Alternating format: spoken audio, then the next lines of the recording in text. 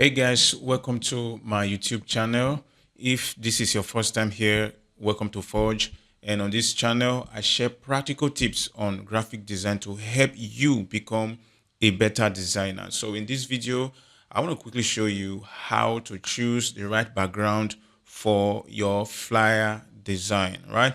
So before we get started, make sure you hit the subscribe button and turn on the notification bell so that you do not miss any of the videos that I'm going to be posting in future, right? So let's get started. Okay, so the first thing first, I want to quickly correct something, right? You see, there is one thing that I keep seeing online, most especially those who posting tutorials on TikTok, that a lot of design tutorials shows, or showing designers, choosing or picking their background before they even build their layout. For me, this is personal now. That is awkward, not only awkward, right?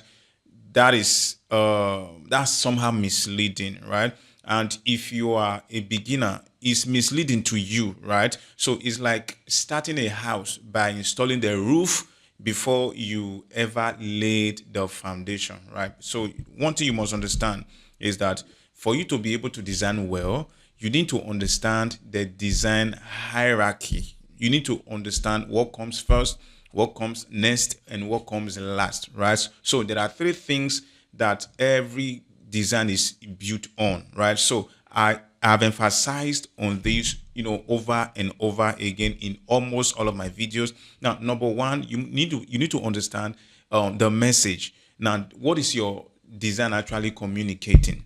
All right. So number two, after the message, right, the next thing you're going to do is to set a proper layout structure, right? So and that structure is how that message is arranged, right? So it's more or less the skeletal frame of that particular design.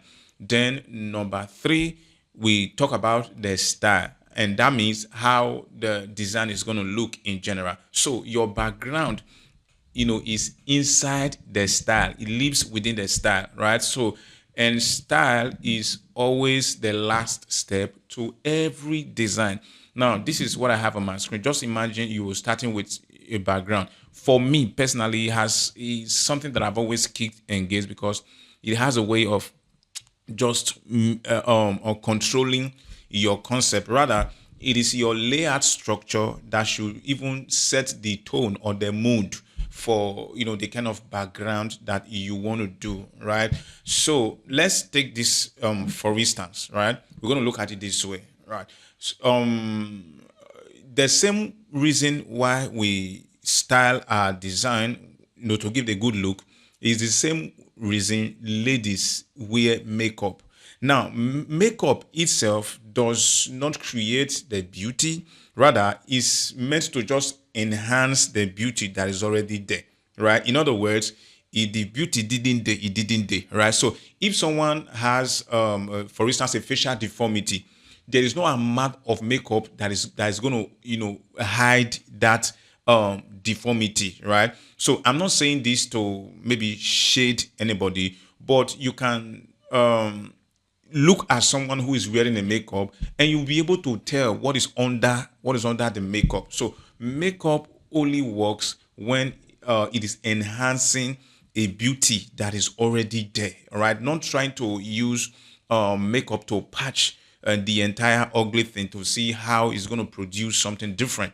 It does not really work. So the same with your background. If your message is not clear and your layout is not properly structured, right? So there is no background that you're going to do, no matter how beautiful that background is, that will save that design. So you are not styling the message, you are styling a structure, right? Which is the structure that you've built, that you've already layout structure now that you've arranged. It's what you are styling. So you must learn to get your layout right. Then the background will do his own job freely, because I always say that the design that is going to be fine, it is from the layout arrangements that that design is going to be fine. Now, if you see what I have on my screen, here is a background, and here is a layout that is properly structured, that is without the background. So from the look of it here, you can tell easily that this background, this design is already, fine already. So the reason why we are bringing in background is to ensure that we, just enhance the beauty that is already there. But if any reasonable person see this, you already know that this is at least 6 or 7 over 10. All right. So now we're going to talk about how to choose the right flyer background. Right now, this is very, very practical, and it's beginner friendly, by the way. So we are not only going to be looking at the church flyer design, we are also going to be looking at maybe a business flyer. We're just going to relate it to every aspect of it. So pay a good attention. We'll head to Photoshop soon. So the first thing that you are going to do is to start with the message, which is something that I've already explained, right? So you must start with the message. The reason is because your background, the only job your background has is to support your content, not to compete with your content. All right. So now, before you pick any color or texture or a background image, one of the things you must ask, which you must put in place, is what does this flyer need to sell? Is it promoting a sale? Is it announcing a professional event? Is it hosting a community gathering? Is it a church, a crusade? Is it a youth conference? Is it a women, conference? So on and so forth. So by doing that, what you are doing, you are allowing the message to decide the mood. All right. So the mood now decides the background. So the mood is what decides the background. So you can never know, or you won't know the right background to use, right? Not until you've been able to define, all right, the message. So don't start with the aesthetics, because background is aesthetics, by the way. So the next thing you are quickly going to do, we're going to practice this, using Adobe Photoshop, and just pay maximum attention. In my teaching method, I believe that theory is as important as practical, right? So let us pass information that you need to know. So the next thing that you want to put in place, right, is to prioritize contrast and readability. Prioritize contrast and readability. I've seen countless, design from people, and at the end of the day, the contrast is zero.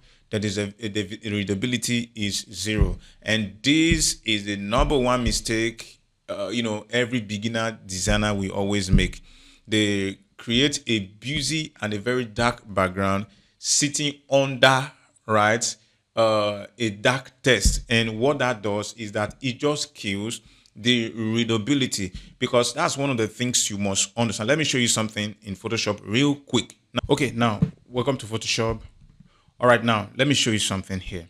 Now, we're talking about background, and when we're talking about background, in my own opinion, there's is of two types. Is either a background image, right, which is something like this, when you import an image to use it as a background, or a background color, where you use a color, maybe a single or a gradient color, to do your background. But however, what we are discussing in terms of contrast is this. Number one, you see, we're talking about prioritizing contrast and readability. So what that means is that according to the rule right here in terms of color usage, right, I don't use color psychology, I don't speak big grammar. So one of the things you must understand is that when the foreground, what the foreground means is the color that is on top, and the color that is at the back, right, is background. So the one at the front, which is or top, is the foreground. So when the foreground is light, so automatically it has to sit on a dark background, right? So, and when, just imagine, for instance, we want to use something like this, right? So it might not be that bad, right? So, but so on, so I mean, as you can see, the readability of it is reduced. Now, one of the things you must understand is that now in your design, have you ever zoomed out your design one day? Or have you ever, squint your face to look at your design one day? Now, when you squint your face, now what are the things that are still visible in that particular design, right? So that's how this is one of the way you can test, the contrast and the readability and the simplicity or the clarity of your particular design. So meanwhile, it works best when if the foreground is dark, then the background should be lighter. So a dark background and a what's it called? A dark foreground are not going to work together. Just imagine you use black on top or above what's it called, red, and a lot of beginner designers do that a lot. So this is definitely not going to work. This is definitely not going to work, right? This is working, and for this to work, you just have to either choose a lighter color, right, or just make it white. You see, they work together. So this is one thing you must understand before we move forward. So let's move over to the slide so that we continue what we're learning. All right, welcome back. Right. So now the next thing we want to look at, which is number 3, is learn to use color on purpose. In other words, understand color psychology, know how it works, because every color sends a signal, right? Every color tells a story, tells something, right? So you must match your background color to what you are selling or what you are promoting, right? To what you were selling, to what you're promoting, right? So now this talks about, knowing the choice of color to use, right? And we must understand, I'm going to create another video that properly illustrates color psychology. So you must understand what each color represents, right? So because when you're talking about red or orange, now this represents kind of urgency, right? So you can use them to, demonstrate maybe for food brand sales, so on and so forth.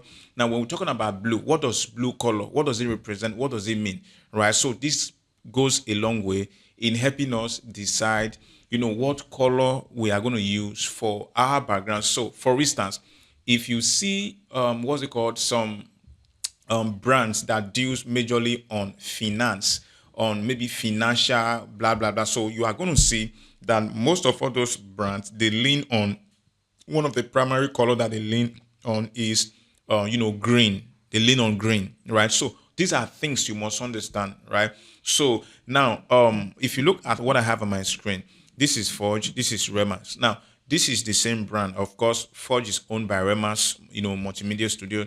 Now this was our initial brand, right? Our initial branding, which is green and green, a lighter green or lemon, wherever, then so on and so forth. So now you find out that when we rebranded to orange. We rebranded Forge. We branded Forge with orange. Now there was a reason for it, so that the color itself is going to, is going to represent what Forge stands for, right? It's going to represent what Forge stands for. So there's what we call color theory in graphic design. You see, one of the fastest way to make your flyers feel intentional or random is understanding this color theory and be intentional about your usage of color. So you must understand that. So you are not going to jump on any color to just put it on whatever you're doing, right? So the number fourth thing we're going to look at is now understand the niche you are designing for. This is very important, right? If at all you didn't pay attention to every other thing, you are going to pay attention to this. Understand the niche you are designing for, because every design, niche has its own language, right? Or his own visual language. So When you are designing a church flyer and a corporate and a corporate brand flyer, they are not going to you are not going to give the same approach to them, right? So they are not going to go in the same direction. Why? Because the niche is different, right? The audience, they are different, and the expectations, they are different, right? And so also it requires a different approach. So you need a different background choice, right, to be able to deliver on that particular project. Now, first you must understand the niche. This flyer that I want to create now, is it for a hair vendor? Is it for a makeup artist? Is it for what's it called? Is it for a ministry, a church, right? So on and so forth. So before you open Photoshop, this is one of the things you must research how flyers within that specific industry, how they look, right? So you can go on Pinterest. There are places online where you can just go for inspiration. Pinterest is one of them. Is one of the most popular and largely used, right? So go there, go and search flyers. Oh, real estate flyers. Search them, then see how those things look.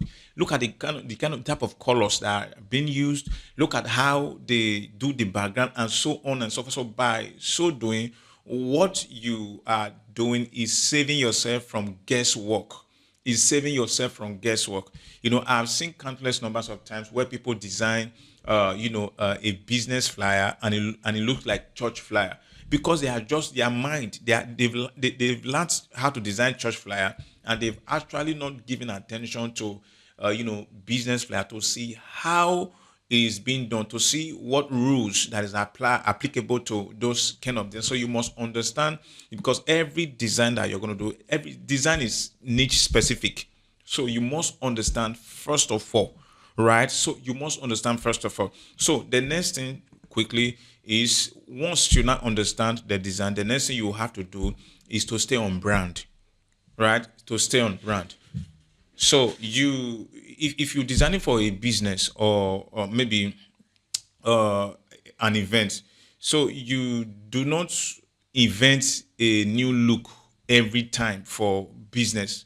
Not maybe this season you are going to design with red, the then season you're going to design with black. Now, if you have time, you can go to Instagram or else go and search for brands like UBA or what's it called Access Bank or GTB.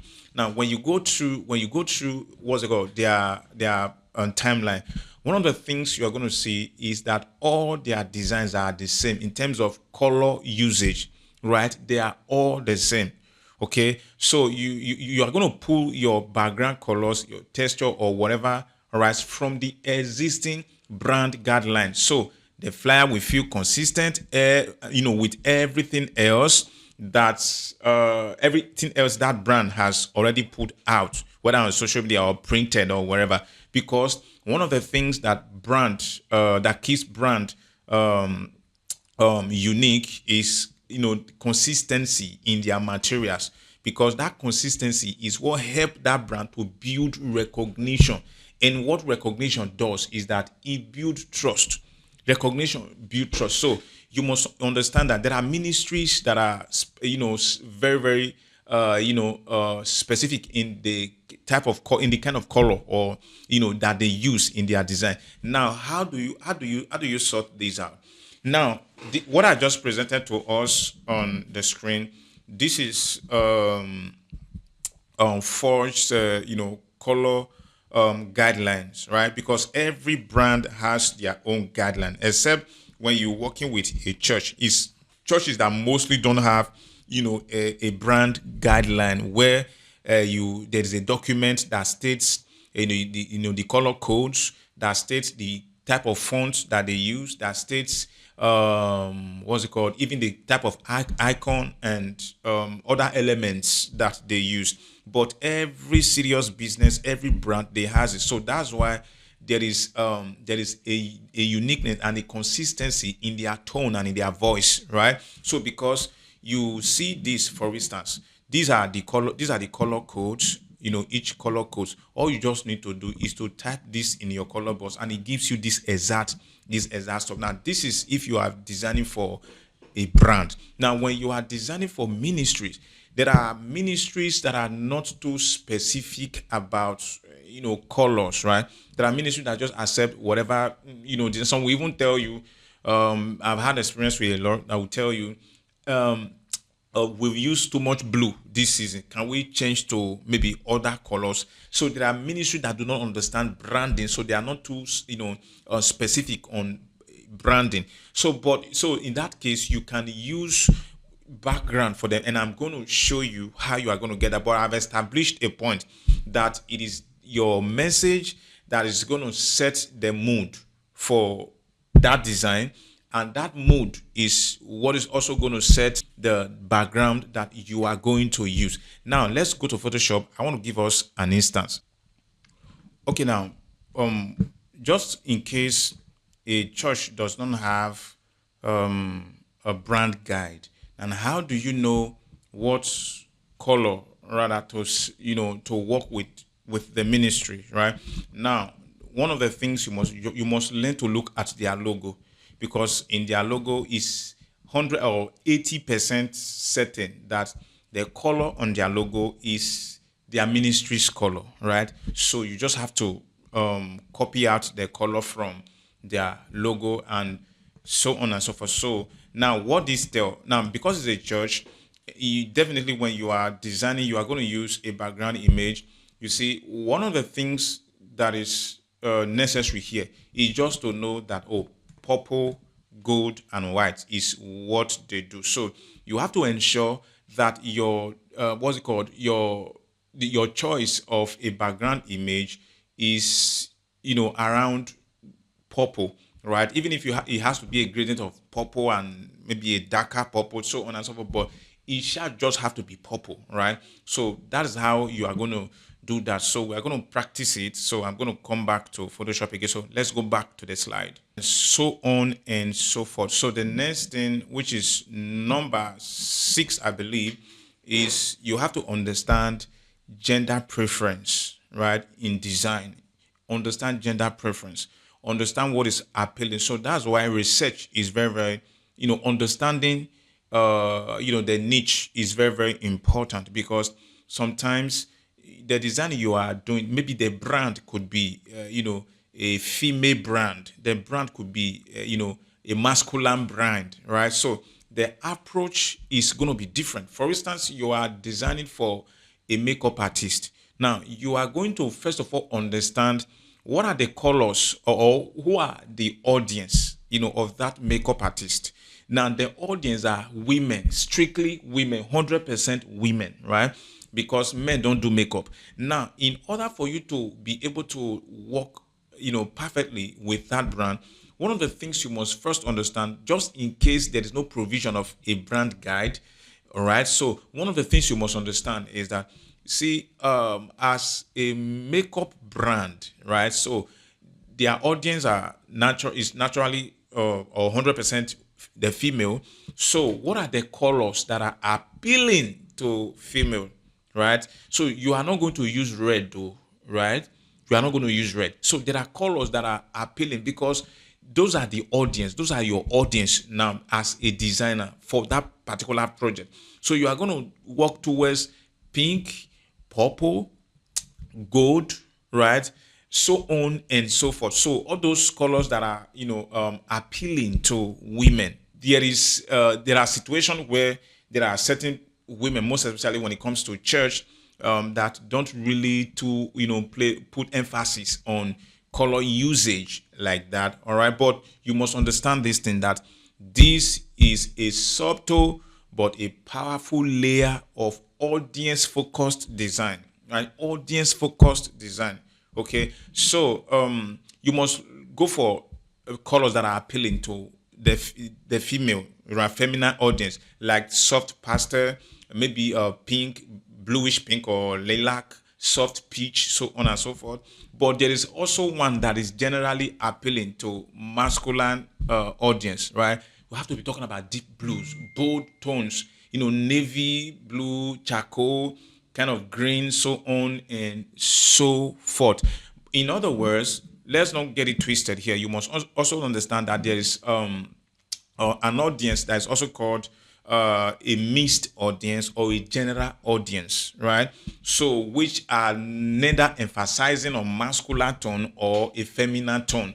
So, what do? You just use natural tones for them, or you go in line with their branding, right? Or you just do whatever that suits whatever mood that the message is giving you, then you flow with it, so on and so forth, so on and so forth. So this is very important. Like what I have on my screen, I have three different programs. If you search on Pinterest, you are going to see it that if it is if a feminine brand, they are always going to lean towards purple, pink, lilac, so on and so forth. There's this blue. What's it called? I don't want to call Feroz. I don't know. There's what's it called? Just escape me. So on and so forth. So you must take out your time if you want to be good in this. You must take out your time to study all of these things. Now let's go to Photoshop to go and do something proper. Okay, now for this particular design, right? Now you are going to notice that I did a whole lot of stuff, in the background, right? So I used images there in the background. This is an overlay, right? I used images there in the background, right? So let's take this off. Let's see how we take this off as well. So now, how many background are you seeing here? First, I've been able to determine what color that I'm going to use, because if you look at this carefully, you'll find out that I was already leaning towards orange already, right? Now this is the same ministry that I showed you the logo. Where's the logo again? Oh, I've removed the logo that I showed you that was on purple, right? And what's it called? Gold. But now here is the trick. Now because this the request was not specifically based on we need what's it called? We need purple and gold, right? And meanwhile, this particular aspect of the design is the youth ministry of that part of this same ministries for the youth ministry. So what they do is that they give the youth ministry a specific kind of branding, which is a black and orange, right? So but the main ministry uses what's it called, purple and gold, for certain reasons that is best known to them. Probably maybe they're trying to rebrand to purple or something. Definitely. So now here's what I did. I have to ensure that orange somehow is having a voice in this particular background. So I brought how many background here? This is one, right? Then this is another one, two, right? So I combined two background and other images, right? Other images to just get a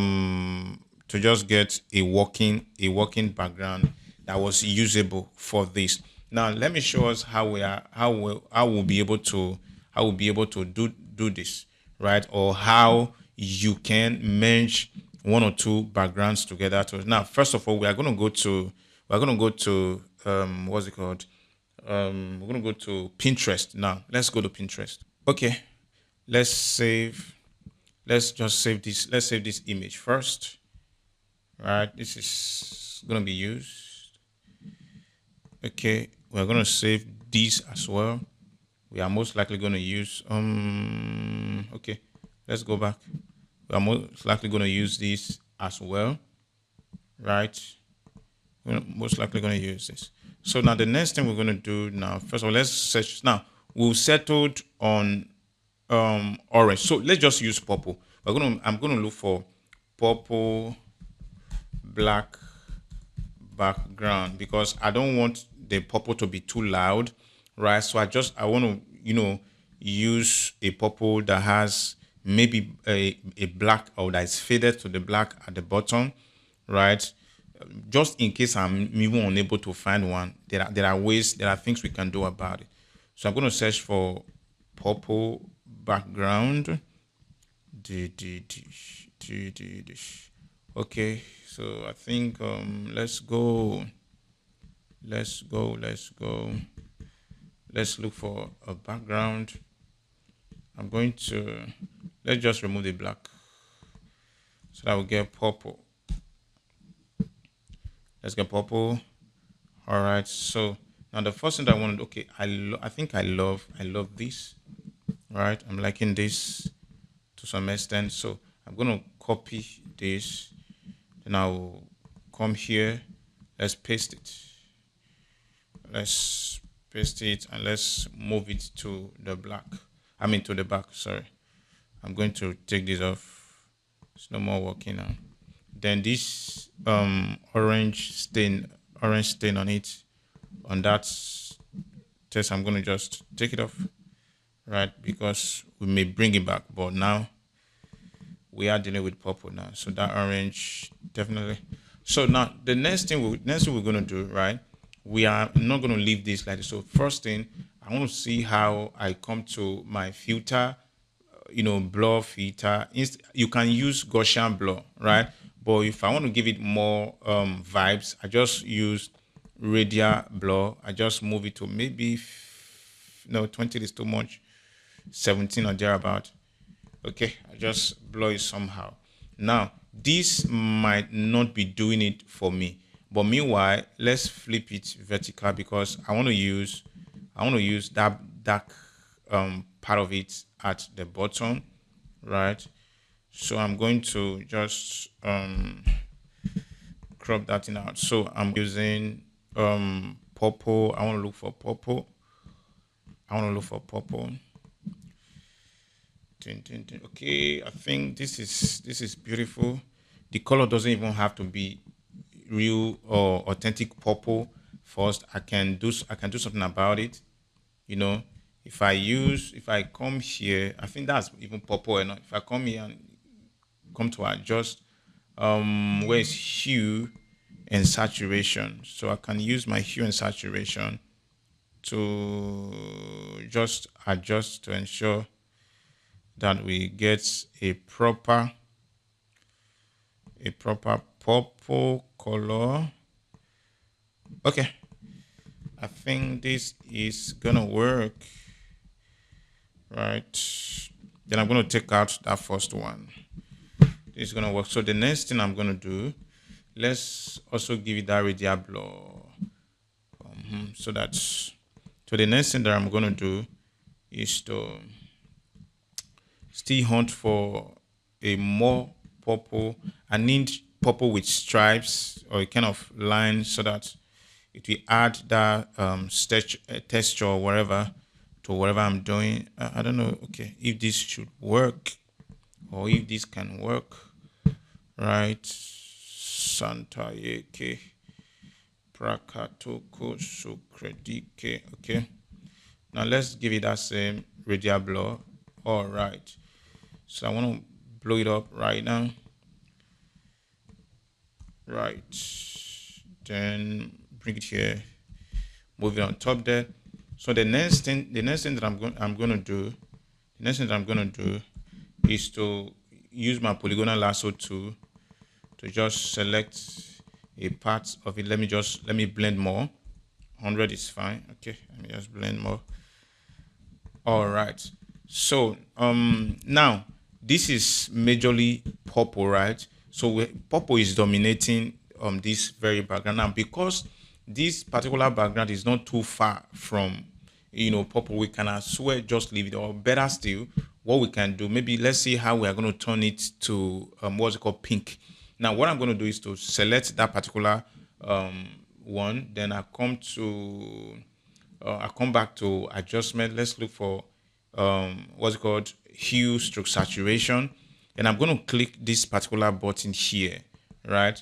So now I'll bring my color picker to pick this particular color. You see, it's staging in with within that color. Then I'm just going to use my hue to I'm going to be turning it, right? So wherever that it matches that color, is turning it to, all right, it's turning it to, what's it called, pink or thereabout.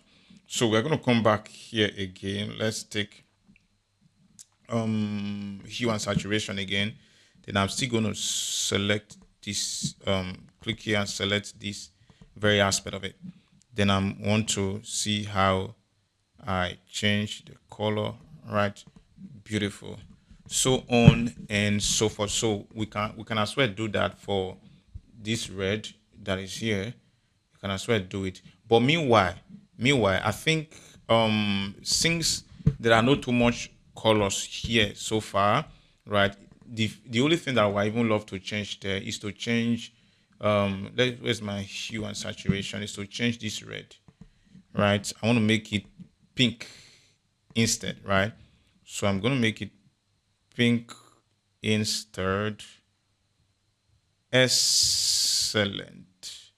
No. Excellent. Beautiful. All right. So we might decide to work with this, right? So now the next thing that I want to do, right, is to see how I bring in those images that I downloaded.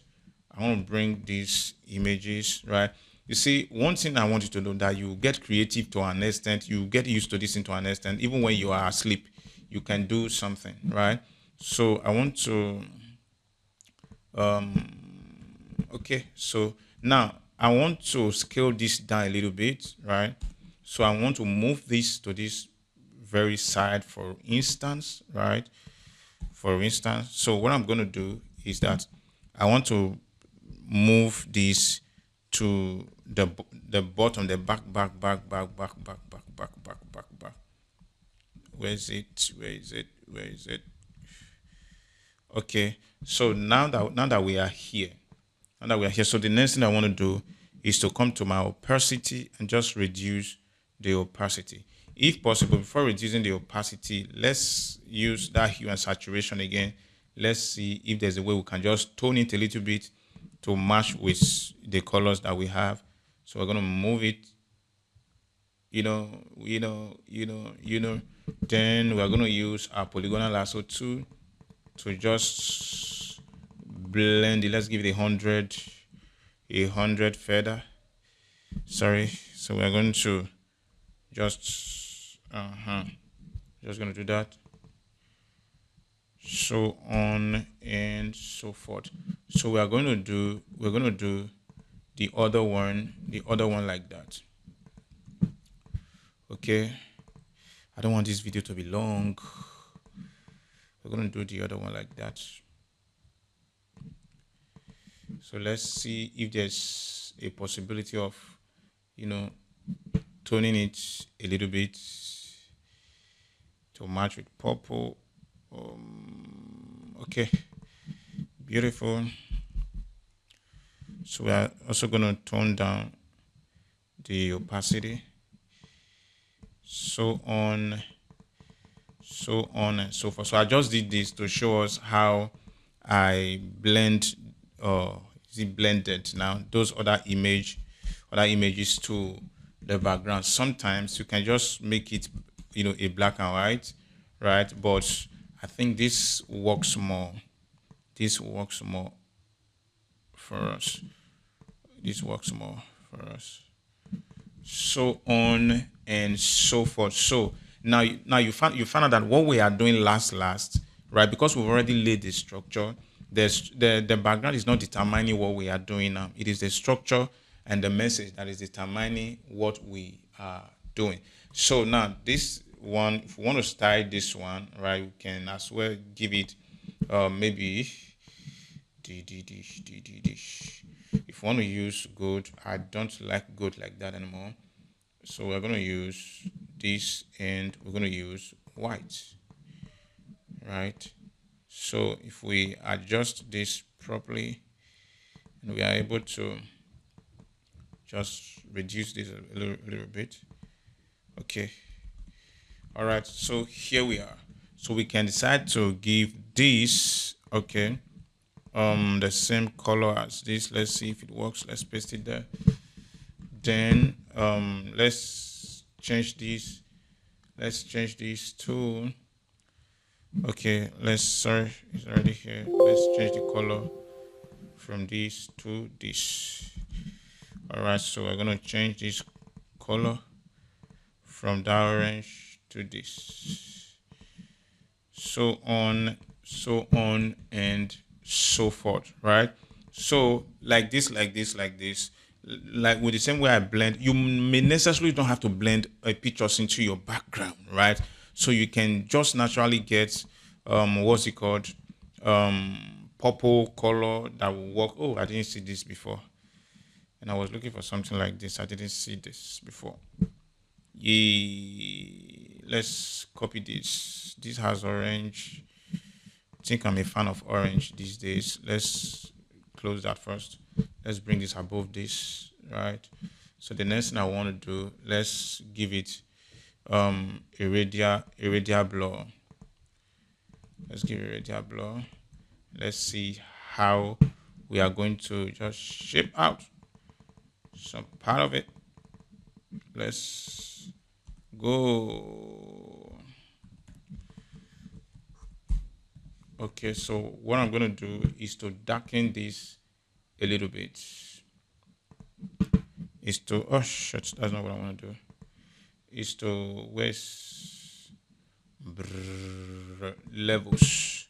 So I'm gonna darken it a little bit, right? So you can also come back to what's it called, hue and saturation, to adjust if it's not giving you, the kind of purple that you want, right? Or you can adjust to any color that you want, right? So you can do all of that using that. Then let's now see if how these images are going to make sense there, right? So it means we're still going to reduce the opacity of this one. We're going to reduce the opacity of this one, so on and so forth, so on and so forth. All right, so thank you so much. We're going to go back to the slide now just for a few information before we call it the end of the video. All right, welcome back. Now, what exactly do your background or every other style do? They enhance, right, structure. They enhance structure. They don't fix structure, right? So make sure your structure is perfectly, in order before thinking about, enhancing the look or the beauty of it, right? If you've not subscribed to our YouTube channel, please make sure you do it now, right? For more tutorials. So comment whatever you want to learn from us, just put it in the comments and we'll be kind enough to just make the video and show it to you. So thank you so much and see you in my next video. Thank you.